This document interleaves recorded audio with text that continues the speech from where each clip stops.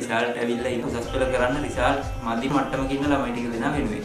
එහෙම මට්ටමක ඉන්න ළමයෙක් නම් ඔයාට පුළුවන් වෘත්තීය සුදුසුකමක් හදාගන්න. වෘත්තීය සුදුසුකමක් හදාගන්න පුළුවන් ආයතන කීපයක් දැනට ලංකාවේ රජයේ අනුමැතිය සහිතව තියෙනවා. ඒ ආයතනයක කෝස් එකක් කරොත් ඔයාලට පුළුවන් ඔයාගේ දක්ෂතාවය අනුව හිතන්න ඔයා වෙල්ඩින් වැඩවලට කැමති නම් මැකැනික් වැඩවලට කැමති නම් ඒ වෘත්තීය අධ්‍යාපනය විතරක් ඉදිරියට කරගෙන ලොකු අනාගතයකට ලොකු හීනකට යන්න ඔයාලට පාර හැදෙනවා.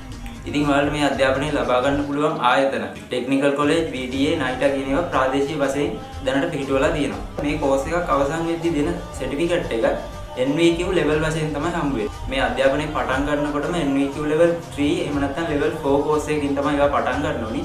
එතනින් එහාට ඔයාලට NVQ level 5, 6 වගේ ඉහළ මට්ටම් වලට අධ්‍යාපනය හදාරන්න පුළුවන්. වැදගත්ම කතන්දරය තමයි NVQ කියන්නේ National Vocational Qualification කියන එක. මේක ජාත්‍යන්තරව පිළිගත් සර්ටිෆිකට් එකක්.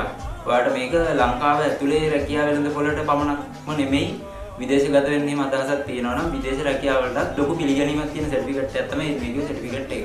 මමත් මේ වෙද්දි NVQ level 3 මට්ටමේ ඉලෙක්ට්‍රීෂියන් කෝස් එකක් කරා. ටෙස්ට් වෙන්න ඕනේ නැහැ. ඔයාට ඕන තරම් පැති තියෙනවා සාර්ථකත්වයට යන්න. මම මේ කිව්ව විදිහට සර්ටිෆිකට් කෝස් එකක් කරලා සර්ටිෆිකට් එකකින් අනාගතේ හදාගන්න පුළුවන් කියන එක තමයි මේ වීඩියෝ එකේ කිව්වේ.